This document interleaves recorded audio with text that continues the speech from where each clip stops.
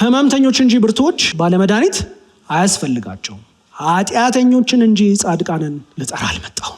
አይ ቲንክ የወንጌል ማዕከሉ የወንጌል አንኳሩ ጥያቄ ይሄ ነው። እንዴት ነው ራሴን የምመለከተው? ራሴን ሳይ ምን አይነት ደረጃና ምን አይነት ቦታ ነው ለራሴ የሰጠሁት? እግዚአብሔር ሲመለከተኝስ እኔን እንዴት ነው የሚመለከተኝ? የዘላለምን ሕይወት ወርስ ዘንድ ምን አድርግ ዘንድ ይገባኛል ብሎ ጠየቀው ይላል ስንመለከት አይደል? ከዛ ጌታ ኢየሱስ ሕግን ጠብቅ ብሎ ፕሮቮክ የሚያደርግ ነገር ሊያደርግ ስለሆነ ያንን ካደረግ የእግዚአብሔር መንግስት ትወርሳለህ ታገኛለህ ብሎ ሲመልስለት ያ ባለጠጋ ሰውዬ ደስ አለው።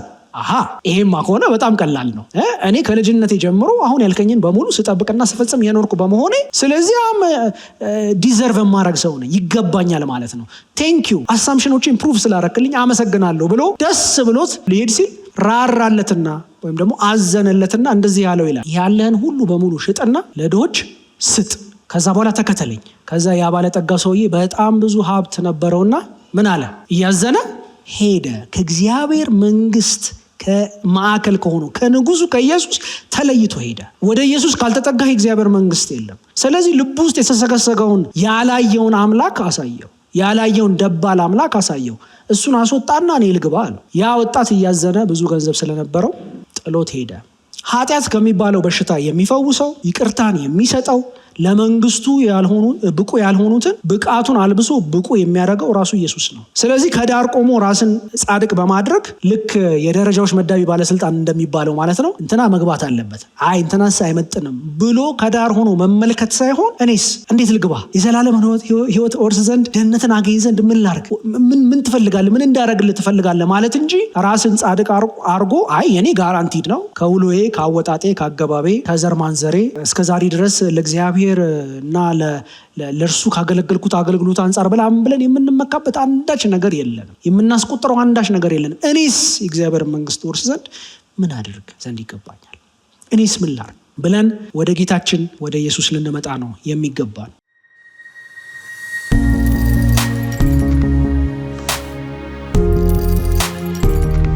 በጌታችን በኢየሱስ ክርስቶስ ስም ሰላም እላችኋለሁ። እንደምን ናችሁ? የጌታ ጸጋና ሰላም ይብዛላችሁ። እግዚአብሔር ይመስገን። ሁላችንም እንቆምና የማርቆስ ወንጌል ምዕራፍ 2 ከቁጥር 12 እስከ 17 ያ ባለፈው ሳምንት ስንነጋገርበት የነበረው ያ ጓደኞቹ በቃሬዛ ተሸክመው ጣሪያ ነድለው ወደ ታች ያወረዱት ሰውዬ ተነስቶ ወዲያው አልጋውን ተሸክሞ በሁሉ ፊት ወጣ። ስለዚህም ሰዎች ሁሉ ተገረሙና እንዲህ ያለ ከቶ አላየንም ብለው እግዚአብሔርን አከበሩ። ደግሞም ኢየሱስ ማለት ነው በባህር አጠገብ ወጣ። ሕዝቡም ሁሉ ወደ እርሱ መጡና አስተማራቸው። ሲያልፍም በመቅረጫው ተቀምጦ የነበረውን የእልፍዮስን ልጅ ሌዊን አየና ተከተለኝ አለው። ተነስቶም ተከተለው። በቤቱም በማዕድ ተቀምጦ ሳለ ብዙ ቀራጮችና ኃጢአተኞች ከኢየሱስና ከደቀ መዛሙርቱ ጋር ተቀመጡ። ብዙ ነበሩ፣ ይከተሉትም ነበር። ጻፎችና ፈሪሳውያንም ከቀራጮችና ከኃጢአተኞች ጋር ሲበላ አይተው ለደቀ መዛሙርቱ ከቀራጮችና ከኃጢአተኞች ጋር የሚበላና የሚጠጣ ስለምንድር ነው አሉ። ኢየሱስም ሰምቶ ሕመምተኞች እንጂ ብርቱዎች ባለመድኃኒት አያስፈልጋቸውም፣ ኃጢአተኞችን እንጂ ጻድቃንን ልጠራ አልመጣሁም አላቸው። እንጸልይ። የቃልህ ባለቤት እግዚአብሔር ተመስገን። ከዛሬ ስንትና ስንት ሺህ ዓመት በፊት የተጻፈን ቃል የሆነን የታሪክ ሰነድ አገላብጠን እንደው ምናልባት የምንማርበት ሕይወታችንን የምናስተካክልበት እንደው አንዳች ቁም ነገር ይገኝ ከሆነ ብለን የምንዋትት ሰዎች ሳይሆን የቃሉ ባለቤት በመካከላችን የተገኘ የዛኔ ባለስልጣን የነበረው ቃል ዛሬም በሕይወታችን ባለስልጣን የሆነ ሕይወታችንን የሚመረምር ሕይወታችንን የሚቀይር ሕይወታችንን መስመር የሚያስይዝ ሕይወታችንን የሚያስገዛ ስልጣን ያለውን ቃልህን ይኸው ልንማማር ተቀምጠናልና የቃሉ ባለቤት መንፈስ ቅዱስ አንተ አስተምረን። ልቦቻችንን ለቃል ከፈትን። በኢየሱስ ስም አሜን።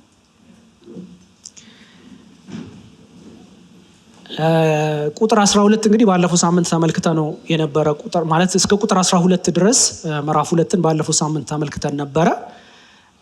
እንደምታስታውሱት ጣሪያ ነድለው ጓደኛቸው እንዲፈወስ በጣም ከመፈለጋቸው የተነሳ የቤትን ጣሪያ ነድለው ወደ ታች ያወረዱትን ሰዎች ባለ ታላቅ እምነት ሰዎች ተመልክተናል። ጌታ ኢየሱስም እምነታቸውን አይቶ አላሳፈራቸውም። ለዛ ሰው ፈውስ ምክንያት እንደሆነ የነሱ እምነት ተመልክተናል። የሚገርመው ግን አንድ ሳናየው የነበረ ያለፍነው ግን በጣም ደግሞ ኢምፖርታንት የሆነ ቁጥር ስለሆነ ብዬ ነው 12ን ከዛሬ ከምናየው ክፍል ጋር የጨመርኩት ማለት ነው። ምንድን ነው የሚለው? ተነስቶ በመሄዱ እንዲህ ያለ ታላቅ ነገር፣ እንዲህ ያለ ያልተለመደ እንግዳ ነገር አይተን አናውቅም፣ በጣም የሚደንቅ ነገር ነው ብለው ሰዎቹ ሪስፖንሳቸው ምንድን ነው ይላል? ለጌታ ኢየሱስ ተአምር ምንድን ነው ሪስፖንሳቸው ወይም ደግሞ የሰጡት ምላሽ ምንድን ነው? እግዚአብሔር ከበረ። ምንም እንኳን ጸሐፍት በዛ ቦታ ቢያግቶመቱም የሆነ ኮንፈርት የነሳቸው ምቾት የነሳቸው በኢየሱስ ክርስቶስ አገልግሎትና ንግግር ላይ ጥያቄ እንዲያነሱ ያደረጋቸው ነገር ቢሆንም at the end of the day ግን ምናልባት እነሱ ራሳቸውን ጨምሮ ሊሆን ይችላል። ምክንያቱም በዚህ ክፍል ላይ ግልጽ አይደለም ማን እግዚአብሔርን እንዳከበረ ስፔሲፊክሊ የሚናገረው ነገር የለም። በዛ የተሰበሰቡ ሰዎች እንዴት ያለ የሚደንቅ ነገር ነው ብለው እግዚአብሔርን እንዳከበሩ እንመለከታለን። አሜን። አሁንም ክብር ለእግዚአብሔር ይሁን። እግዚአብሔር ይመስገን። ኢየሱስ ባደረገው ምክንያት ክብር ለእግዚአብሔር አብ ሆነ፣ እግዚአብሔር ከበረ። ቁጥር 13ን ስንመለከት ብዙም ሳይቆይ ምናልባትም ከጥቂት ቀናት በኋላ በጣም አጭር ሊባል የሚችል ጊዜ ካለፈ በኋላ የተከሰተ ክስተት ይመስላል። ማርቆስ ታይም ማርከሮችን ብዙ አይጠቀምም። ምናልባት እንዲያውም በጣም በተደጋጋሚ የሚጠቀመው ታይም ማርከር ምንድነው? ወዲያውኑ የሚል ነውና ጥድፍ እያለ ወደ ግቡና ወደ ትልሙ ወደ ፍጻሜው ለመሄድ የሚገሰግስ የታሪክ አጻጻፍ ስታይል ነው ያለው። ጥቂት ቆይቶ ምናልባት ሰዓታት አላቅም፣ ምናልባት ቀናት ይላል ሊሆን ይችላል፣ እርግጠኛ መሆን አይቻልም። ደግሞም ብሎ ነው የሚያያይዘው። በባህር አጠገብ ነበር የነበረው። ወደ እርሱ የመጣ ህዝብ ነበረ። ከዛ ባለፈው ሳምንት እንደነገርኳችሁ የጌታ ኢየሱስ በጣም ትልቁ ፕራዮሪቲው ምንድን ነው? የመንግስቱን ቃል ማስተማር፣ ህዝቡን ለነፍስ ፈውስ የሚሆነው ሁለንተናዊ አገልግሎትን ሊያገለግል የሚችለውን ቅዱሱን ቃሉን ሲያስተምራቸው እንመለከታለን ማለት ነው። ፕራዮሪቲ ነው። ህዝብ ሲመጣ አስተማራቸው፣ ህዝብ ሲመጣ በምሳሌ እንዲህ ብሎ ነገራቸው፣ ህዝብ ሲመጣ እንዲህ አላቸው የሚሉ ነገሮች በድግግሞሽ በተደጋጋሚ እንመለከታለን። በዚህም ክፍል የምንመለከተው ይሄንኑ ነው። ወደሱ የተሰበሰበ ህዝብ ነበር፣ በባህር አጠገብ አስተማራቸው ይላል። ሌላ ሊያደርገው የሚችል ብዙ ነገር ነበረው ጌታ ኢየሱስ። the first thing he did was to teach them። እግዚአብሔር ይመስገን። አሁንም እያስተማረን ስለሆነ ጌታ ይባረክ። ሲያልፍም ይላል፣ እዚህ ላይ ብዙ አንቆይም። ሲያልፍም ይላል ምናልባት ያንን በባህር ዳር የነበረውን ህዝብ ካገለገለና እልፍ ብሎ ሙቭ ኦን አድርጎ ደግሞ ወደሚቀጥለው የአገልግሎቱ ፕሮግራምም ደግሞ መርሃ ግብር እየሄደ ይሆናል። በመቅረጫው ላይ ተቀምጦ የእልፌዎስን ልጅ ሌዊን አየውና ተከተለኝ አለው ይላል። ተነስቶም ተከተለው ይላል። በጣም ነው የሚገርመው። ምናልባት የመጀመሪያው ጊዜ ይሁን አይሁን አይታወቅም ከሌዊ ጋር የነበረውን ኢንካውንተር ስንመለከት። ምናልባት ግን በዛ ኢየሱስ በተደጋጋሚ በመመላለስ ታምራትን በማድረግ ቃሉን በማስተማር ሲያገለግል ሌዊ የእልፌዎስ ልጅ ሌዊ ኤክስፖዠር ሳይኖረው አይቀርም ለኢየሱስ ክርስቶስ አገልግሎትና ለቃሉ እና የሆነ ለዝግጅት የተሰራ በዚህ ታሪክ ውስጥ የማናነበው የሆነ ቅድመ ታሪክ ሊኖር እንደሚችል እንገነዘባለን፣ ደግሞ ልናስብ እንችላለን። ወይም ደግሞ ኢየሱስ ክርስቶስ for the first time አይቶት ሊሆን ይችላል። የምናውቀው ነገር የለም። በእርግጥ እዚህ ክፍል ላይ እንደዚህ በግልጽ የተጻፈልን ነገር የለም። ያለውና የምናውቀው አንድ ነገር ምንድን ነው? መጣ፣ መቅረጫው ጠረጴዛ ላይ ተቀምጧል። ፊት ለፊት ምናልባት ትኩር ብሎ አይኑን ፊክስ አድርጎ ሊሆን ይችላል ብዬ አስባለሁኝ። እያየው አንድ ቃል ነው ያለው ነው የሚለው ተከተለኝ አለው ይላል። ሳያቅማማ ቆይ እስኪ እዚህ ጋር አንዳንድ ሴትል ያልተደረጉ ሂሳቦች አሉ፣ ያልተዘጋ ሂሳብ አለ፣ ያልተሰራ ባላንስ አለ እዚህ ጋር ሌጀሩን ምናምን ብሎ ቴክኒካል የአካውንቲንግ ቃል ብዙ ነገር ሳይደረድር ተነስቶ ተከተለው ይላል። ፍጹም ጥሪ ፍጹም መታዘዝ የሚለውን ከዚህ በፊት ሲሻ ያገለገለንን በዚህ ጉዳይ መመልከት ትችላላችሁ። ወደኋላ ሄዳችሁ ዩቲዩብ ላይ ከጥቂት ሳምንታት በፊት በዚህ ጉዳይ ላይ ያስተማረንን ማለት ስምዖን ጴጥሮስንና ወንድሙን እንድርያስን እንዲሁም ደግሞ የዘብዴዎስ ልጆችን ያዕቆብና ዮሐንስን ጌታ ኢየሱስ ሲጠራቸው የሰጡትን ምላሽ በሚመለከት ይስሽ ያስተማረንን መመልከት ትችላላችሁ። ኢትስ ሶ ስትራይኪንግ፣ በጣም ፓወርፉል። አንድ ቃል ግን የህይወትን የላይፍ ስታይልን ቼንጅ ሊያስከትል የሚችል ዲሲዥን። ተነስቶ ከመቅረጫው ጠረጴዛው ላይ ኢየሱስን ተከተለው። ወዴት አያውቅም፣ ምን ሊሆን አያውቅም። የሚያውቀው አንድ ነገር ነው፣ ሊከተለው እንደሚገባ። ይሄ ትእዛዝ ምላሽ ሊሰጥ የሚገባ አዎንታዊ ምላሽ ሊሰጥ የሚገባ ትእዛዝ እንደሆነ እርግጠኛ ነው። ተነስቶ ተከተለው። እግዚአብሔር ይመስገን። እኛ እንደዚህ እንድንከተለው ጌታን ይርዳን። ጌታ ይርዳን። አሜን ነው። ብድግ ተነስ ተከተለኝ እንዲህ አድርግልኝ ሲለን ጌታ ቆይ ያችን ጌታዊ that thing የምታውቀው ነገር የሚጠብቀኝ የማስተካከለው ቦታ ማስይዘው ሳንል ማቄን ጨርቄን ሳንል ለጌታ እንዲህ እንታዘዛለን። ጌታ ይርዳን። ተነስቶ ተከተለው። ሲነግረን ስለ ሌዊ ማርቆስ ሲነግረን በቀረጥ መሰብሰቢያው ላይ ወይም ደግሞ በግብር መሰብሰቢያው ላይ የተቀመጠ ቀራጭ ነው፣ ቀረጥ ሰብሳቢ ነው ብሎ ይነግረናል። ቀረጥ ሰብሳቢዎች ምንድናቸው? በጊዜው አይሁድን ምንድነው ፓለስታይንን አይሁድ ይኖሩበትን የነበረውን ቦታ የሚገዙትን የገዢውን የሮምን መንግስት በመወከል ከራሳቸው ህዝብ ቀረጥ ግብር የሚሰበስቡ ገቢ ለልማት የሚሉ ግብርን የሚሰበስቡ አይሁድ ናቸው። በኤትኒሲቲያቸው በትውልዳቸው አይሁድ ናቸው። ነገር ግን የቅኝ ገዢውን የሮምን መንግስት በመወከል ነው ግብር የሚሰበስቡት። እሱም ብቻ አይደለም፣ ከመንግስት የሮም መንግስት ካወጣው ተመን በላይ ኤክሰስ የሆነ ትርፍ ለማግበስበስ ሲሉ በህዝባቸው ላይ ሊጫን ከሚገባው በላይ የግብር ጫና የሚፈጥሩና የሚበዘብዙ ትርፍን የሚያግበሰብሱ ሰዎች እንደሆኑ በተደጋጋሚ ከምታነቧቸው ነገሮች መመልከት ትችላላችሁ። ምናልባት መጥምቁ ዮሐንስም ሲሰብክ በቃ ትክክለኛ የሆነውን ታክስ ብቻ ተገቢ የሆነውን ታክስ ብቻ ሰብስቡ ብሎ ሲነግራቸው እንመለከታለን። ስለዚህ በዚህ የሚታሙ ህዝቡን ደግሞ የሚያማርሩ ሰዎች እንደሆኑ እንመለከታለን። ምናልባትም ይሄን ቀረጥ የመሰብሰብና በቀረጥ መሰብሰብ ሰበብ የሚገኘውን ትርፍ እድሉን ኦፖርቹኒቲውን ለማግኘት ያችን ትርፍ ለማግኘት ለሮም ባለስልጣናት ጉቦ ከፍለው ነው ያንን እድል የሚያገኙት። ስለዚህ በዚህ ምክንያት በህዝቦቻቸው ዘንድ በጣም የሚጠሉ የሚነቀፉ በጣም የሚናቁ ለምስክርነት ለፍርድ ቤት ምስክርነት የማይበቁ በአጠቃላይ ከአይሁድ ማህበራዊና መንፈሳዊ ህይወት ውስጥ ላይፍ ውስጥ የተገለሉ አውትሳይደርስ እንደሆኑ የተጠሉ ሰዎች እንደሆኑ እንመለከታለንና ኢየሱስ ከነዚህ መካከል የሆነውን የእልፌዎስ ልጅ ሌዊን ወይም ደግሞ በቤተክርስቲያን ትውፊት እንደምናውቀው እንደምንመለከተው ማቴዎስን ማለት ነው ሐዋርያው ማቴዎስን ና ተከተለኝ ብሎ ከደቀ መዛሙርቱ መካከል እንዲሆን ጠራው። ከአይሁድ ማህበራዊና ምናልባት ሶሺዮ ፖለቲካል ከነበረው ሶሺዮ ኢኮኖሚክ ከነበረው ሶሺዮ ሪሊጂየስ ከሆነው ላይፍ የተገለሉ አውትሳይደርስ ናቸው። እነዚህ ማይረቡ የሚሏቸው ማለት ነው። እነዚህ ማይረቡ አሳልፈው የሰጡ ጥቅማቸውን ህዝባቸውን የከዱ ከሃዲዎች ትሬተሮች ናቸው። እነዚህ አማርኛ ኢኩዊቫለንት አለን አይደል? ለዚህ የሀገሩን ኢንትረስት የሚከዳ ሰው እሱን ቃል አስገቡትና ተጠቀሙበት። እንደዛ ናቸው ለእነዚህ ሰዎች።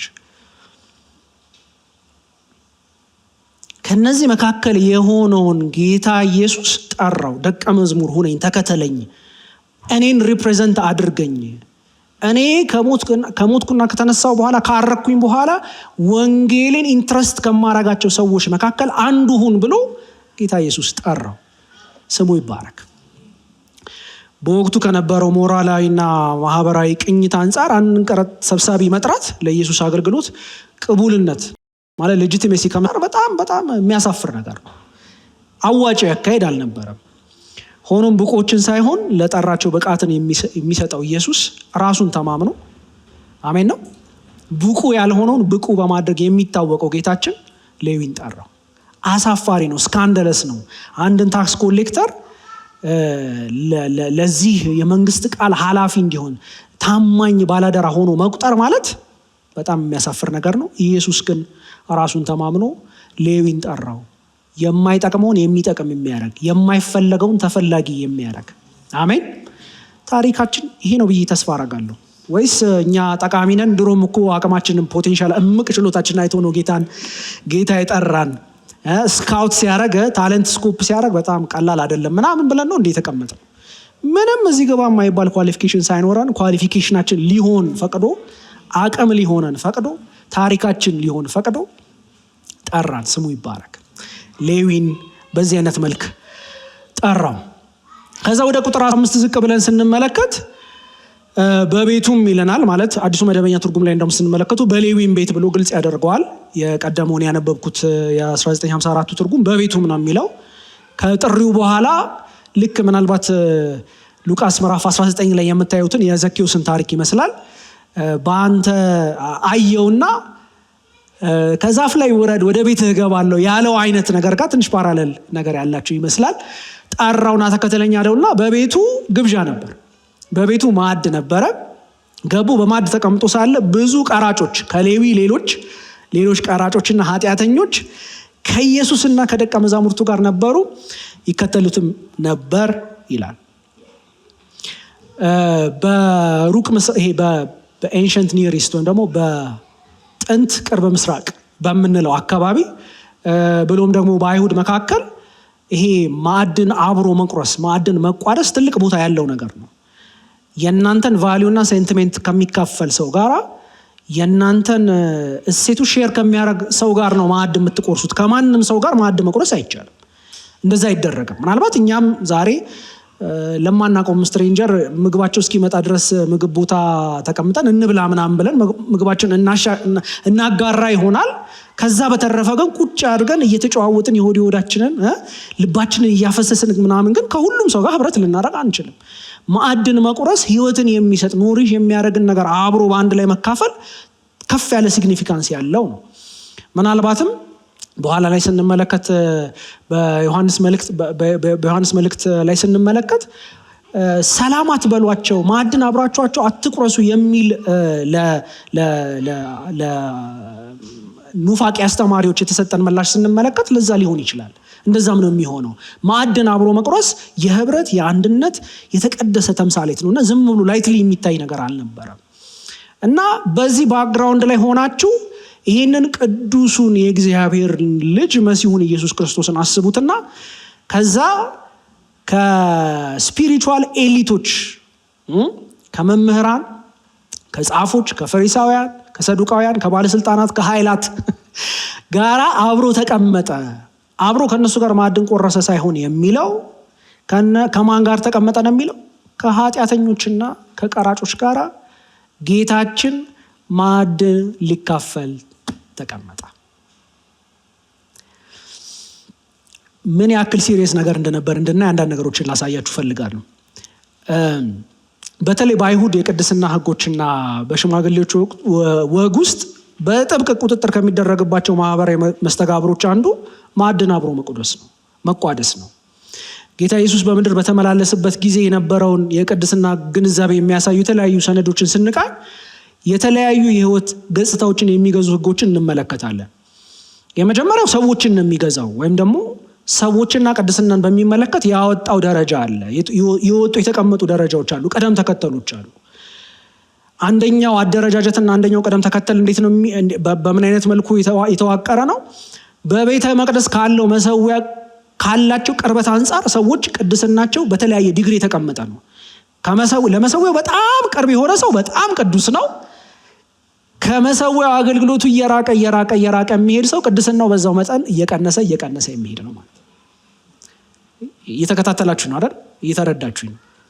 ሁለተኛ ደግሞ ስንመለከት በዛው በቤተ መቅደስ ውስጥ ካላቸው ሚናና አገልግሎት አንጻር የሰዎች ቅድስና የተቃኘ ነው። ሳም ሮልስ አር ሞር ኢኳል ዛን አዘርስ። አንዳንድ ሚናዎች ከአንዳንዶቹ የበለጠ እኩል ናቸው። እንደዛ ልንመለከት እንችላለን።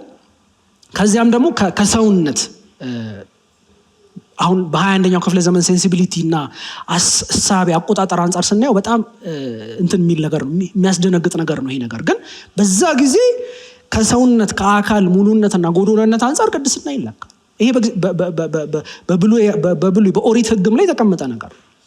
እግዚአብሔር ፍጹም ፐርፌክት እና ሆል የሆነ ኢንቴግሪቲ ያለው በሁሉ ሙሉ፣ በሁሉ ወጥ፣ በሁሉ ፐርፌክት፣ በሁሉም ፍጹም የሆነ አምላክ ስለሆነ ልክ እንደዛው ቅዱሳን ሁኑ ብለው ለሕዝቡ ከሰጣቸው ሕጎች መካከል አካላዊ ሙሉነትና ጎዶሎነትንም የሚመለከት ሕግ እንደነበረ እንመለከታለን። በተለይ ደግሞ ከመራቢያ አካል ጋር ሙሉነትና ጎዶሎነት አንጻር ወደ እግዚአብሔር መቅረብ መቻልና አለመቻል በጣም ሲሪየስሊ ሬጉሌት የተደረገ ነገር እንደነበረ፣ ቅድስናን በዛው አኳያ ይታይ እንደነበረ እንመለከታለን። ለሰዎችን ብቻ ሳይሆን ደግሞ ቦታዎችን በሚመለከት ስትመለከቱ ከመሃል ወደ ዳር በተራቀ ቁጥር ቅድስና የሚቀንስበት ቦታ ነበር። ማዕከሉ የቤተ መቅደሱ ቅድስተ ቅዱሳን ስለዚህ ቅድስተ ቅዱሳኑ is the holiest place of all። ከዛ በኋላ ከሱ ወደ ቅድስት ስትሄዱ ቅድስና ይቀንሳል። የቦታዎች ቅድስና ማለት ነው። የካህናት አደባባይ፣ የእስራኤላውያን አደባባይ፣ የሴቶች አደባባይ እየነገርኳችሁ እየሄድኩ ያለሁት ስለሚቀንሱ የቅድስና ዲግሪዎች ነው። እየቀነሰ ሄዳ የሴቶች አደባባይ ስል ይሄ አዋሬ እዚህኛ ከተማ ያለው ማለት አይደለም፣ እዛ ያለው ማለት ነው። የመቅደሱ ተራራ ግንብ ቅድስና አሁን ቅድም ከነገርኳችሁ ዲግሪው እየቀነሰ የቦታው ቅድስና እና በሰዎች ዘንድ ያለው ፐርሰፕሽን እየቀነሰ ግንዛቤው እየቀነሰ እየሄደ ነው ያለው ማለት። የመቅደሱ ተራራ ቅድስና እየቀነሰ፣ የኢየሩሳሌም ከተማ የተቀጠሩ የኢየሩሳሌም ከተሞች የእስራኤል ምድር ራሱ ሆሊ ነው። ከዛ ውጪ ወደ ውጪ እንደዛ ግዑዛን ነገሮችን ስንመለከት ለምሳሌ ደግሞ ዝርዝር የሆነ የመገለገያ ቁሳቁሶችን ምግብን ለምሳሌ ለቂጣ በዓል የሚቆረሰው ቂጣ እርሾ የሌለው መሆን እንዳለበት የሚደነግገውን ሕግና ሌሎችን ተመሳሳይ ሕጎችን መመልከት ትችላላችሁ። የምግብ ዝግጅትና ቁሳቁሶችን ከዚሁ ጋር ተያይዞ ደግሞ የማዕድ ኅብረትን የሚመለከቱ ሕጎች የተካተቱበት ነገር ነው። ቲንግስ እቃዎች፣ ግዑዝ ነገሮች ሬጉሌትድ ናቸው። ቅድስና የነገሮች ቅድስና የግዑዛን ነገሮች ቅድስና ስትሪክትሊ ሬጉሌትድ ነው። ምን ማዕድን በማዘጋጀት ውስጥ ምን ነገር ጥቅም ላይ ሊውል እንደሚችል፣ ምን ነገር ጥቅም ላይ ሊውል እንደማይችል፣ ምን አይነት የመገልገያ የመብሰያ እቃ ጥቅም ላይ ሊውል እንደማይችል የተደነገገ ነገር። ማንም ተነስቶ የፈለገውን እቃ ኮንቪኒየንት ነው፣ ኢፊሽንት ነው፣ ይመቻል፣ ኤርጎኖሚክ ነው ብሎ መገልገል አይችልም። እንደውም ይህንን እና መሰል ነገሮችን ሬጉሌት ከሚያደርጉና ከሚቆጣጠሩ 341 ከሚሆኑ ህጎች ውስጥ 229 ማለትም ወደ 67% የሚሆኑት በቀጥታም ሆነ በተዘዋዋሪ ቴብል ፌሎሺፕ ወይም ደግሞ በማዕድ የሚደረግን ህብረት ሬጉሌት የሚያደርጉ ህጎች ናቸው። ቅድስና ስትሪክትሊ ኮንትሮል የሚደረግና ሬጉሌት የሚደረግ ነገር ነው። ከእነዚህ ነገሮች አኳያ፣ ከሰዎች አኳያ፣ ከቦታዎች አኳያ፣ ከቁሳቁስ ከግዑዛን ነገሮች ከመገልገያዎች አኳያ፣ ከምግብ አኳያ፣ ከጊዜ አኳያ የትኞቹ ቀናትና ጊዜያት ተራ፣ የትኞቹ ደግሞ ቅዱሳን ወይም ደግሞ የተለዩ መሆን እንዳለባቸው የሚያሳይ ነው። ለምሳሌ ሰንበት ቅዱስ ነው። ይፋዊ ፋስቲንግ ዴይስ፣ የፓብሊክ የፊስቲንግ ዴይስ፣ ይፋዊ አጽዋማት የታወቁ የተለዩ ጊዜያት ናቸው። በዓላት የሚከበሩባቸውን ጊዜያትና ወቅቶች የሚገዛ ስርዓት ነው። ስለዚህ በጣም ኢላቦሬት የሆነ በጣም የተደራጀ አውትዋርድ የሆነ በተለይ አውትዋርድ የሆነ ውጫዊ የሆነ ኮምፕላያንስን ወይም ተገዥነትን መሰረት ያደረገ ስርዓት ነበር ማለት ነው። ስለዚህ በዚህ አይነት ፍሬምወርክ ውስጥ ስንመለከተው እነዚህ ቀራጥ ሰብሳቢዎችና ኃጢአተኞች ማለት ከላይ በሐስር ከተመለከት ነው ማለትም ለመቅደሱ መሰዊያ ካለ ቅርበት፣ በቤተ መቅደስ ውስጥ ካለ ሚና፣ ከአካላዊ ንጽህና እንዲሁም በሕግ ከተቀመጠው የሞራል ሕግ አንጻር እጅግ በጣም ሩቅ የሆኑ እንደ አመንዝሮች፣ ሌቦች፣ ቀማኞች እና ወዘተ ያሉ ሰዎችን ኢንክሉድ የሚያደርግ ግሩፕ ነው። ይሄ ኃጢአተኞች፣ ቀራጮች የሚለው ቅድም የነገርኳችሁ ናቸው። በስራቸውና በተግባራቸው ምክንያት የተገለሉ ለምንም ይጠቅማሉ ተብለው የማይታሰቡ ፍርድ ቤት እንኳን ለምስክርነት ቃላቸው የማይበቃ ሰዎች ናቸው። ኃጢአተኞች የሚለው ደግሞ ብሮድ የሆነው ተርም ደግሞ እንደዚህ አይነት ሰዎችን ከቨር የሚያደርግ ነው። ስለዚህ እነዚህ ሰዎች በዚህ ምክንያት በአይሁድ ማህበራዊና መንፈሳዊ ህይወት ውስጥ አንዳች እድል ፈንታ የሌላቸውና የተገለሉ እንዲሁም የተናቁ ሰዎች ናቸው ማለት ነው። ኢየሱስ ክርስቶስ ጌታችን በማዕድ የተቀመጠው ከነዚህ ሰዎች ጋር ህብረት ሊያደርግ ማዕድን ሊቆርስ የተቀመጠው ከነዚህ ሰዎች ጋር ነው። እንድናስበው ነው። ዝም ብሎ የሆነ ኃጢአተኛ ቀራጭ ግን ሊበሉ መጡ። ምቀኞች፣ ይቅርታ ይህን ቃል ስለምጠቀም ስሜታችሁን ፕሮቮክ ለማድረግ ነው እንጂ ሌላ አይደለም። ምቀኞች የሆኑ እነዛ ፈሪሳውያን መጡና እንትን አሏቸው ምናምን ሳይሆን በዛ ጊዜው ላይ በነበረው ሙድ ውስጥ እንድንሆን ድባብ ውስጥ እንድንሆን ስለፈለግኩ ነው እንደዚህ ማሳያችሁ ማለት ነው። ስለዚህ እንደዚህ አይነት ሰዎች ጌታ ኢየሱስን ከበው ተቀምጠዋል። በእንደዚህ አይነት ሁኔታ ውስጥ ሳለው ቁጥር 16 ላይ ስንመለከት ጻፎችና ፈሪሳውያንም ከቀራጮችና ከኃጢአተኞች ጋር ሲበላ አይተው ለደቀ መዛሙርቱ ከቀራጮችና ከኃጢአተኞች ጋር የሚበላውና የሚጠጣው ለምንድን ነው አሏቸው ይላል። ስለዚህ ነገር ከዚህ በፊት በተለያየ ጊዜ ተነጋግረናል። የምታውቁት ነገር ቢሆንም ግን እንዲሁ ሪቫይዝ ለማድረግና ምናልባት ፎር ዘ ፈርስት ታይም ይሄን ነገር እየሰማችሁ ካላችሁም እንዲሁ ጀስት ፕሪቪው ነገር ለመስጠት ያክል ፈሪሳውያን የሚባሉ ወገኖች ለመጀመሪያ ጊዜ በማርቆስ ወንጌል ስቶሪ ቴሊንግ ውስጥ ብቅ የሚሉት እዚህ ጋር ነው። ከክርስቶስ ልደት በፊት በሁለተኛው ክፍለ ዘመን አካባቢ ኢመርጅ ያደረጉና በተለይ ሕግን በመጠበቅ የሽማግሌዎችን ወግ አጥብቆ በመያዝ ለእግዚአብሔር መለየት አስፈላጊ ነው የሚለውን ነገር የሚያስተምሩ እሱን ኢምቦዲ የሚያደርጉ በጣም ቀናይ የሆኑና ቀናይ መሆን ብቻ ሳይሆን ደግሞ ኢንፍሉዌንሻል የሆኑ ቀላል የማይባል ተጽዕኖ ፈጣሪ የነበሩ ስብስብ ናቸው ፈሪሳውያን ማለት ነው። እና በተደጋጋሚ በወንጌላት ውስጥ የምንመለከተው ሁሉም እንደዛ ባይሆኑም ከኢየሱስ ጋራ የሚጋጩ ኮንፍሊክት ውስጥ የሚገቡ በንግግር አይደል እንዲህ አሉት እሱ እንዲህ ብሎ መለሰላቸው። በዚህ ምክንያት ልባቸው ተቆጣ፣ ፊታቸው ጠቆረ፣ እንደዚህ ሆነ ተብሎ የሚነገርላቸውና ከኢየሱስ ጋር በተደጋጋሚ የሆነ አይነት ኮንፍሊክት ውስጥ የሆነ አይነት ግጭት ውስጥ የሚገቡ ግሩፖች እንደሆኑ እንመለከታለን። ሁሉም ፈሪሳውያን አንድ አይነት አይደሉም። ሁሉም ፈሪሳውያን ግብዞች አይደሉም። ሁሉም ፈሪሳውያን ከጌታ ኢየሱስ ጋር በቀጥታ ክላሽ ውስጥ የገቡና ሁሉም ሞኖሊቲክ ሆነው አንድ ጎራ ውስጥ የሚመደቡ ባይሆኑም ግን በወንጌላት የምናነበው በአብዛኛው እንደዚህ አይነት ሬፑቴሽን ወይም ደግሞ እንደዚህ አይነት ተሞክሮ እንዳላቸው። ምናልባት ጌታ ኢየሱስን ለምን ነው ዳይሬክትሊ ያልጠየቁት ብላችሁ ጠይቃችሁ ሊሆን ይችላል። ስትመለከቱት ምን ብለው ነው የጠየቁት? ለደቀ መዛሙርቱ ሄደው ለምንድነው ከኃጢአተኞችና ከቀራጮች ጋር የተቀመጠው ብለው ራሱን አይደለም የጠየቁት። ከዚህ ቀደም ባለፈው ሳምንት በተመለከተነው ክፍል በልባቸው አጉረመረሙ ተብሎ ስለ ጻፎች የተነገረውን ነገር ትመለከታላችሁ።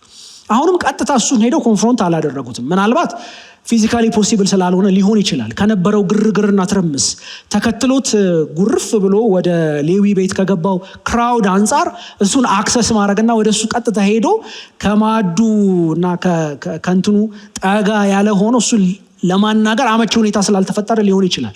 ምናልባት ደቀ መዛሙርቱ ወጣ ብለው አሸር እያደረጉን እያስተናገዱን እርግጠኛ አይደለሁም እንዴት እነሱን አክሰስ እንዳደረጓቸው።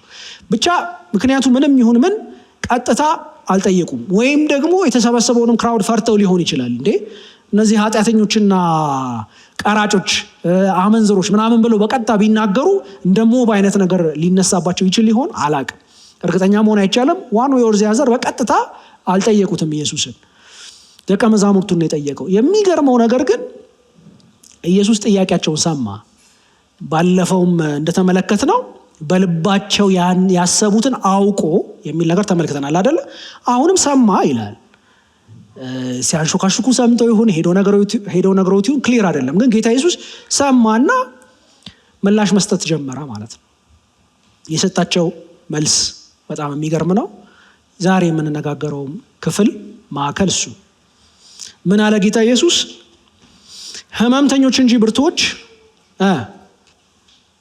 ህመምተኞች እንጂ ብርቱዎች ባለመድኃኒት አያስፈልጋቸውም። ኃጢአተኞችን እንጂ ጻድቃንን ልጠራ አልመጣሁም አለ። አይ ቲንክ የወንጌል ማዕከሉ የወንጌል አንኳሩ ጥያቄ ይሄ ነው። this is at the center of the gospel። አንተ፣ አንቺ፣ እርሶ፣ እኔ ራሳችንን እንደምንድን ነው የምንቆጥረው? እንዴት ነው ራሴን የምመለከተው?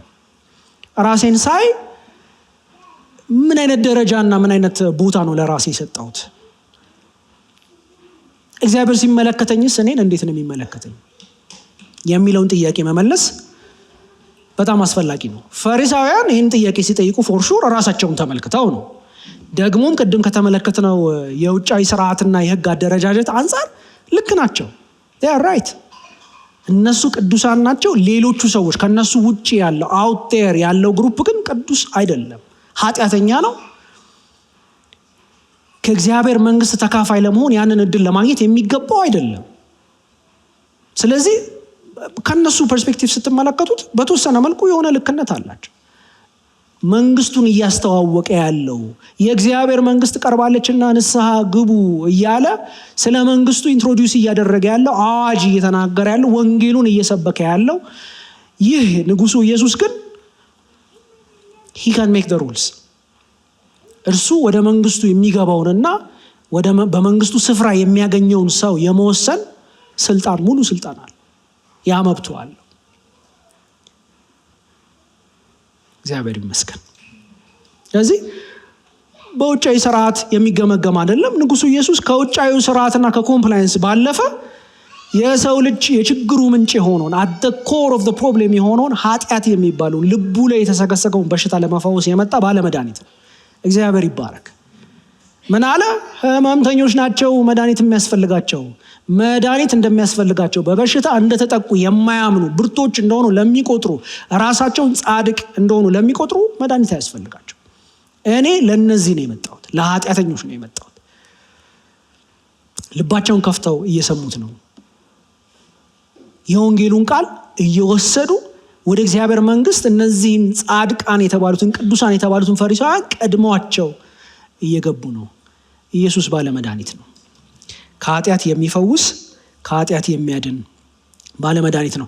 ለዛ ነው ያ ከልጅነቱ ጀምሮ ሕግን ሲጠብቅ እንደነበር የተነገረለትና በጣም ሀብታም በጣም ባለጠጋ የነበረውን ወጣት ያንን ኮንቨርሴሽን ታስታውሳላችሁ አይደል? ጌታ ኢየሱስ ወደሱ መጥቶ የዘላለምን ሕይወት ወርስ ዘንድ ምን አደርግ ዘንድ ይገባኛል ብለው ጠየቀው ይላል ስንመለከት አይደል? ከዛ ጌታ ኢየሱስ ሕግን ጠብቅ ብሎ ፕሮቮክ የሚያደርግ ነገር ሊያደርግ ስለሆነ ያንን ካደረግ የእግዚአብሔር መንግስት ትወርሳለህ ታገኛለህ ብሎ ሲመልስለት ያ ባለጠጋ ሰውዬ ደስ አለው። አሃ ይሄማ ከሆነ በጣም ቀላል ነው። እኔ ከልጅነቴ ጀምሮ አሁን ያልከኝን በሙሉ ስጠብቅና ስፈጽም የኖርኩ በመሆኔ ስለዚያም ዲዘርቭ የማድረግ ሰው ነኝ፣ ይገባኛል ማለት ነው። ቴንኪዩ አሳምፕሽኖችን ፕሩቭ ስላረክልኝ አመሰግናለሁ ብሎ ደስ ብሎት ስለነበረን ንግግር አመሰግናለሁ ብሎ ሊሄድ ሲል ራራለትና ወይም ደግሞ አዘነለትና እንደዚህ ያለው ይላል፣ እንደዛ ከሆነ በጣም ጥሩ ነው፣ አንድ ነገር ይቀርሃል፣ ያለህን ሁሉ በሙሉ ሽጥና ለድሆች ስጥ፣ ከዛ በኋላ ተከተለኝ ብሎ ሲናገረው እንመለከታለን። ከዛ ያ ባለጠጋ ሰውዬ በጣም ብዙ ሀብት ነበረውና ምን አለ? እያዘነ ሄደ። ከእግዚአብሔር መንግስት ከማዕከል ከሆነው ከንጉሱ ከኢየሱስ ተለይቶ ሄደ። የእግዚአብሔር መንግስት ማለት የሆነ ቦታ፣ የሆነ አይነት የኑሮ ሁኔታ፣ የሆነ አይነት የምቾት ዲስክሪፕሽን፣ የሆነ አይነት እንትን እኮ አይደለም። ኢየሱስ ያለበት ቦታ፣ ኢየሱስ የሚገዛበት ስፍራ ማለት ነው። ኢየሱስ ከሌለ እግዚአብሔር መንግስት የለም። ወደ ኢየሱስ ካልተጠጋህ እግዚአብሔር መንግስት የለም። ወደ እሱ ለመቅረብ ደግሞ በእርሱ ፋንታ ያነገስከውን ነገር፣ በላይ ላይ የሾምከው ነገር፣ እንደ እግዚአብሔር ሆኖ ቦታ የያዘውን ነገር፣ ልብን የተቆጣጠረውን ልብሽን የተቆጣጠረውን ልቤን የያዘውን የአምላክነት ስፍራ የያዘውን ነገር ገንድሶና ጥሎ እንጂ ደባል ሆኖ ከገንዘብ ጋር ከሌሎች አማልክት ጋር ጌታ ኢየሱስ አይቀመጥም። ስለዚህ ልብ ውስጥ የተሰገሰገውን ያላየውን አምላክ አሳየው፣ ያላየውን ደባል አምላክ አሳየው። እሱን አስወጣና እኔ ልግባ አለው። ያ ወጣት እያዘነ ብዙ ገንዘብ ስለነበረው ጥሎት ሄደ። ጌታ ማስተዋል ይስጠን። ምን እያደረገን እንደሆነ ምን እያለን እንደሆነ እንድንረዳ እግዚአብሔር ይርዳን። ስለዚህ ኃጢአት ከሚባለው በሽታ የሚፈውሰው ይቅርታን የሚሰጠው ለመንግስቱ ብቁ ያልሆኑትን ብቃቱን አልብሶ ብቁ የሚያደርገው ራሱ ኢየሱስ ነው። ስለዚህ ከዳር ቆሞ ራስን ጻድቅ በማድረግ ልክ የደረጃዎች መዳቢ ባለስልጣን እንደሚባለው ማለት ነው እንትና መግባት አለበት፣ አይ እንትናስ አይመጥንም ብሎ ከዳር ሆኖ መመልከት ሳይሆን እኔስ እንዴት ልግባ፣ የዘላለም ሕይወት ወርስ ዘንድ ደህንነትን አገኝ ዘንድ ምን ላርግ፣ ምን ትፈልጋለህ፣ ምን እንዳረግልህ ትፈልጋለህ ማለት እንጂ ራስን ጻድቅ አርጎ አይ የኔ ጋራንቲድ ነው ከውሎዬ ከአወጣጤ ከአገባቤ ከዘር ማንዘሬ እስከ ዛሬ ድረስ ለእግዚአብሔር እና ለእርሱ ካገለገልኩት አገልግሎት አንጻር ብለን የምንመካበት አንዳች ነገር የለንም። የምናስቆጥረው አንዳች ነገር የለንም። እኔስ የእግዚአብሔር መንግስት ወርስ ዘንድ ምን አድርግ ዘንድ ይገባኛል፣ እኔስ ምን ላድርግ ብለን ወደ ጌታችን ወደ ኢየሱስ ልንመጣ ነው የሚገባን። ስለዚህ ወደ ድነት ባቡር የሚሳፈረውን ሰው የመወሰንና ያለመወሰን አይ አንተ መሳፈር አንተ አትችልም፣ አንተ ውጣ፣ አንተ ግባ ብለን በር ላይ ቆመን እኛም አንገባም። የሚገባና የሚወጣውን ልንመድብ ሳይሆን የተጠራ ነው። እኛ ራሳችን የድነት ባቡር ላይ ጌታ ኢየሱስን በማመን ለጠራው ጥሪ ምላሽ በመስጠት እንድንሳፈር ነው የተጠራ ነው። የተፈለገው ያ ነው። ጤነኞችን ልጠራ አልመጣው በሽተኞችን እንጂ የታመሙትን እንጂ ብሎ በሩን ብርግድ አድርጎ የከፈተልን የእግዚአብሔር ልጅ ኢየሱስ የተባረከ ይሁን። ስለዚህ ነው ጌታ ኢየሱስ እንደገና በሉቃስ ወንጌል ምዕራፍ 18 ከቁጥር 9 እስከ 14 ላይ ያለውን ክፍል ስንመለከት እዚህ ላይ ዲስፕሌይ ያደረጉልናል፣ እናነበዋለን። ሉቃስ ምዕራፍ 18 ከ9 እስከ 14 እንደዚህ ይላል። ጻድቃን እንደሆኑ በራሳቸው ለሚታመኑና ሌሎችን ሁሉ በጣም ለሚንቁ ይህን ምሳሌ ነገራቸው እንዲህ ሲል፣ 2 ሰዎች ሊጸልዩ ወደ መቅደስ ወጡ። አንዱ ፈሪሳዊ ሁለተኛውም ቀራጭ ነበሩ። ፈሪሳዊው ቆሞ በልቡ ይህን ሲጸልይ እግዚአብሔር ሆይ እንደ ሌላ ሰው ሁሉ ቀማኞችና አመፀኞችም አመንዝሮችም ወይም እንደዚህ ቀራጭ ስላልሆንኩ አይደል፣ አጠገቡ አይደል ምሳሌ መክፈቻ ላይ አንድ ቀራጭ አብሮት እንደነበር እንመለከታለን። እንደዚህ ቀራጭ ስላልሆንኩ አመሰግናለሁ። ቅድስናውን የሚለካው አብሮት ባለው ሰው አጠገቡ ባለው ሰው ነው። ከሰዎች አንጻር ራሱን ሲለካ አም ዲፍረንት አም nothing like these people። ስለዚህ አመሰግናለሁ፣ እኔ እንደዚህ አይነት ሰው አይደለሁም። በሳምንት 2 ጊዜ ጦማለሁ፣ ከማገኘውም ሁሉ አስራት አወጣለሁ አለ ይላል። ቀራጩ ግን በሩቅ ቆሞ ወደ መቅደሱም ሊጠጋ ሳይደፍር ማለት ነው፣ አይኖቹን እንኳን ወደ ሰማይ ሊያነሳ እንኳን አልደፈረም። ነገር ግን አምላኮ እኔን ኃጢአተኛውን ማረኝ እያለ ደረቱን ይደቃ ነበር። እላችኋለሁ ከዚያ ከፈሪሳዊው ይልቅ ይህ ጻድቅ ሆኖ ወደ ቤቱ ተመለሰ። ራሱን ከፍ የሚያደርግ ሁሉ ጌታ ኢየሱስ ነው ያለው፣ እኔ አይደለሁም። ራሱን ከፍ የሚያደርግ ሁሉ ይዋረዳልና ራሱን ግን የሚያዋርድ ከፍ ይላል ብሎ ተናገረ። ስለዚህ የወንጌል አንኳሩ የወንጌል ማዕከሉ ምንድን ነው? እኔ ችሎታዬ፣ ስራዬ፣ ትውልዴ፣ ፐርፎርማንሴ፣ መልካም ተግባራቴ፣ መልካም ስራዎቼ፣ ላስቆጥራቸው የምችላቸው ሲቪኤ ላይ የዘረዘርኳቸው ኪ ኮምፒተንሲስ ኤንድ ኳሊፊኬሽንስ ምናምን ያልኳቸው ያስቀመጥኳቸው ነገሮቼ በእግዚአብሔር ዘንድ እንደመታበይና ልብን ከፍ እንደማድረግ የሚቆጠሩ ናቸው። ራሱን እንደ ጻድቅ ቆጥሮ ሌላውን ለሚንቅ ወዮለት ብሎ ነው ጌታ ኢየሱስ ይህን ምሳሌ ተናገረው። ይልቅ እኔ ኃጢአተኛ ነኝ ጌታ ሆይ ማረኝ ለሚል የእግዚአብሔር ጽድቅ ግን ይሰጠዋል። የራሱን ጽድቅ ለማያቆም እኔ እነዚህ ነገሮች አሉኝ ለማይል፣ ነገር ግን ጽድቁ የሆነለትን የኢየሱስ ክርስቶስን ጽድቅ ለሚለብስ እና እሱ እንዲቆጠርለት በእግዚአብሔር ፊት የሚቆምበት ድፍረት እንዳለው ለሚያውቅ ሰው ወንጌል ምንኛ የምስራች ነው። ወንጌል ምንኛ መልካም ዜና ነው። ስለዚህ ደግሜ ልጠይቃችሁ፣ ራሳችሁን እንዴት ነው የምትቆጥሩት? የትኛው ሰው ናችሁ? የፍርድ ዙፋንና ወንበራችሁ ላይ ቁጭ ብላችሁ የእግዚአብሔርን ቦታ ይዛችሁ እያላችሁ የምትወስኑ ሰዎች ናቸው? እንትን አለ አሴምብሊ ላይን ላይ ምናልባት የፋብሪካ እንትን ምናምን ማየት የምትወዱ ከሆነ እንደኔ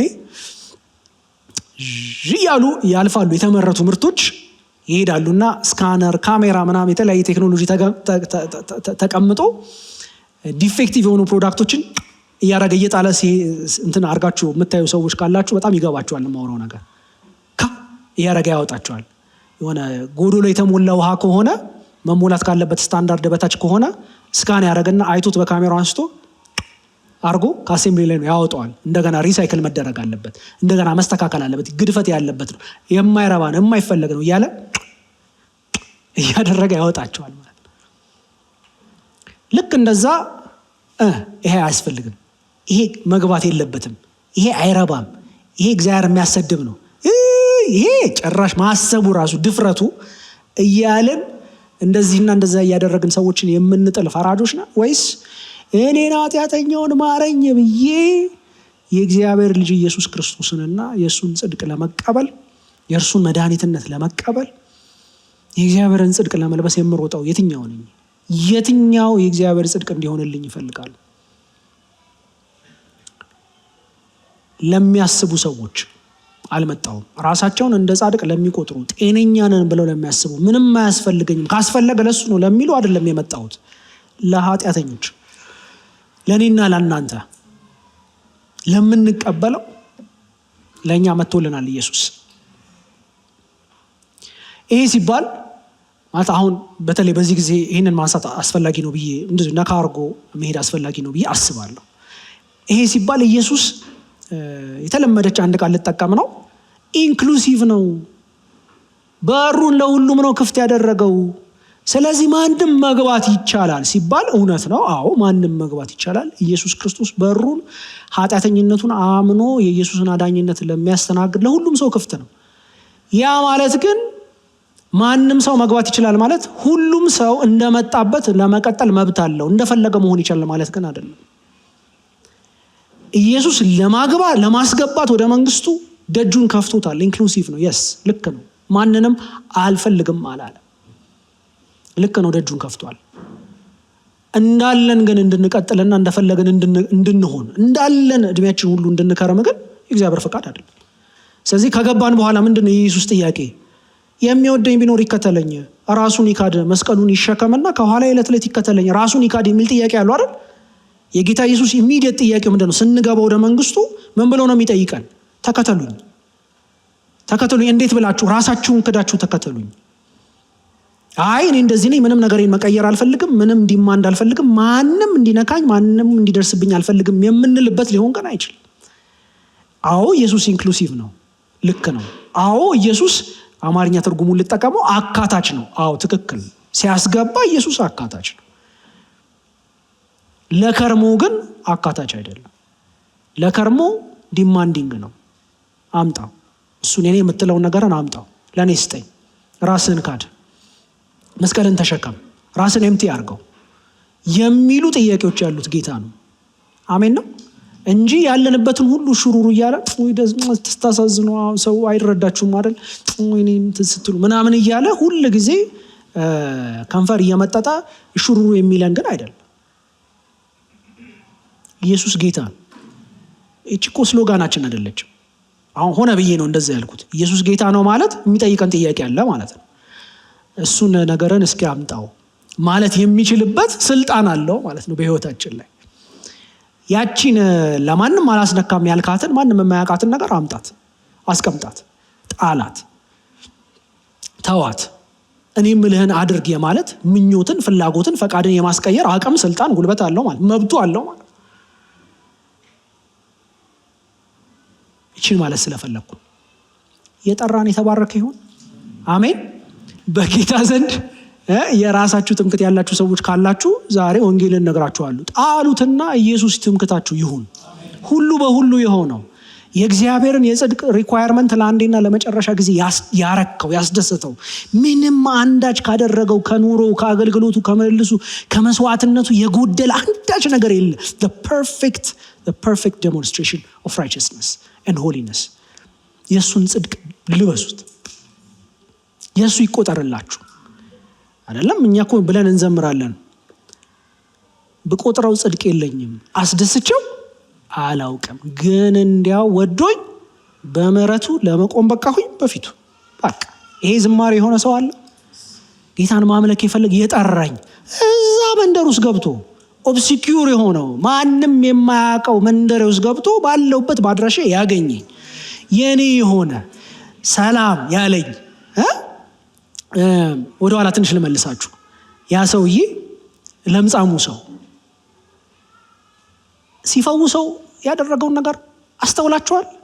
ንጻ ብሎ ቃል ሊናገሩ ይችል ነበረ። ዳሰሰው ይላል። አይገባው። ሌላ ሰው ቢሆን ያንን በለምጹ ምክንያት ርኩስ እንደሆነ ሕግ የሚደነግግበትን ሰው በመንካቱ ምክንያት ርኩስ እንደሚሆን ታውቃላችሁ። ይሄ ጌታ ግን ይቀድሳል እንጂ አይረክስም። ስለዚህ የመንካት ስልጣን አለው። ግን አልተጸየፈውም። ነጻ አዛው አላለው። መጣና ዳሰሰው፣ ነካው።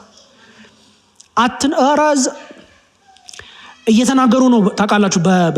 በሰፈር በኮሚኒቲ ውስጥ ከገቡ ከተጠጉ ወደ ኮሚኒቲው ሰው ወደሚኖርበት ወደ ተሰባሰበበት ብዙ ህዝብ ወዳለበት እንኳን ከተጠጉ እየተናገሩ ለምጻም ነኝ ከኔ ሽሹ ከኔ ራቁ እያሉ መናገር አለባቸው። ህግ ያንን ዲማንድ ያደርግባቸዋል። በተሳሳተ ንክኪ በእነሱ ምክንያት ሰው እንዳይረክስ ማለት ነው። መጣና ንጻ ብቻ አይደለም ያለው እወዳለሁ ንጻ ከማለቱ በፊት ዳሰሰው። ቃሉ እኮ ይፈውሳል፣ ይችላል ያን ማድረግ። ነካው። ምን አይነት ድንቅ ጌታ ነው! ምን አይነት ፍቅር ነው! ምን አይነት ቃላት የለንም እኮ ለተወደድንበት መወደድ፣ ለተጠራንበት ጥሪ ቃላት የለም። መጣ፣ ሰፈራችን መጣ፣ ጓዳችን መጣ፣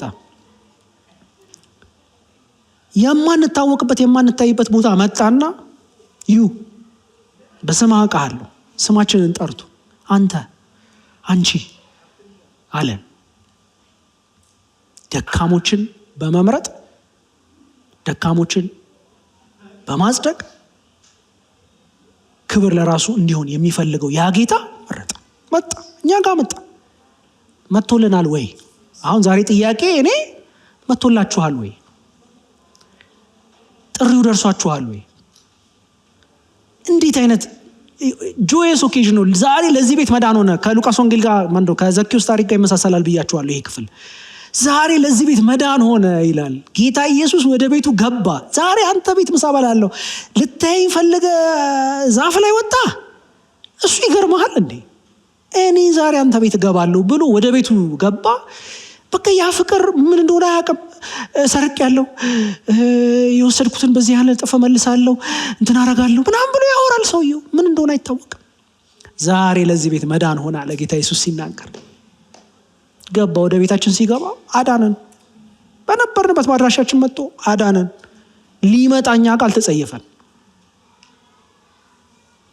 ወንጌል ይሄ ነው። ሶ how are we treating others?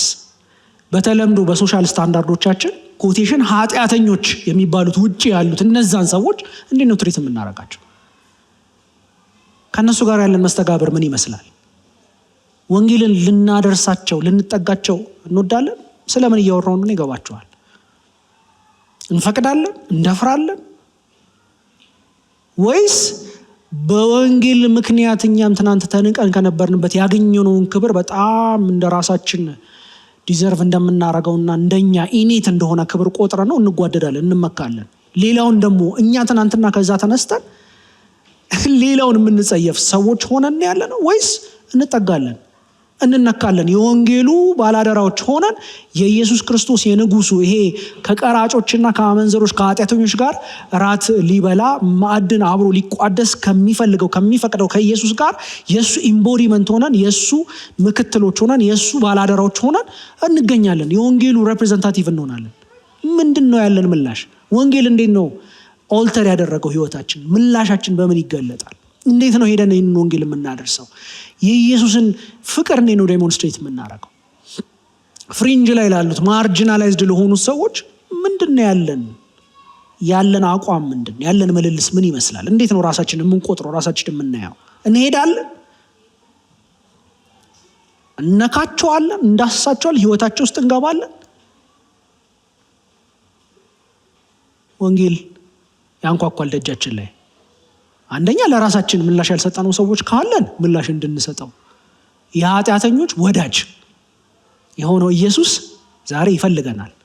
ምላሽ ያልሰጠን ሰዎች ካለን ምላሽ እንሰጥ ይገባናል። እሺ ትፈልገኛለህ? እሺ ልንል ይገባል። አንደኛ። ሁለተኛ እኛም ለሌሎች ይህን ልናደርግ ይገባል። እኛም ለሌሎች ይህን ልናደርስ ይገባናል። እግዚአብሔር ይርዳን። አሜን። የጠራን ይባረክ። ጠራን። እቺ ቃል በጣም ልቤን እየነካችኝ ስለሆነ ነው መደጋግማት። እዚህ ያነበብነውም ክፍል ላይ ይላል ልጠራ የመጣሁት እኛን ነው፣ ኃጢአተኞችን። እዚህ ግቡ ማንባለውን ውጪ የነበርነውን ነው። በምንም መለኪያ ኢነር ሰርክል ልንሆን የማይገባን ኤሊት ልንሆን የማንችለውን ጠራን። እግዚአብሔር ይመስገን። በጥሪው እንደነቅ፣ በፈለገን ጌታ እንደነቅ፣ ሪስፖንድ እናርግ። በአምልኮ በዝማሬ በጆይ አይደለም። ለዚህ ቤት መዳን ሆነ የሚለው ኢቮክ የሚያደርገው ኢሞሽን ምንድን ነው? አይገርምህም? ጊዜ እንደነበርኩ ታውቆኛል የሚል ምላሽ አይደለም ኢቮክ የሚያደርገው። ኧረ እኔ ማን ነኝ? ቤቴስ ምንድን ነው የሚል ምላሽ ነበር ኢቮክ የሚያደርገው። ስለዚህ ይህን ነው ልንል የሚገባው። እኔ ማን ነኝ? የእግዚአብሔር ልጅ ሊያገኘኝ ሊፈልገኝ እኔ ማን ነኝ? ቤቴ ሊመጣ እኔ ማን ነኝ? ይሄ ጥሪ ሊደርሰኝ እኔ ማን ነኝ? እንቁም፣ ጌታን እናክብረው።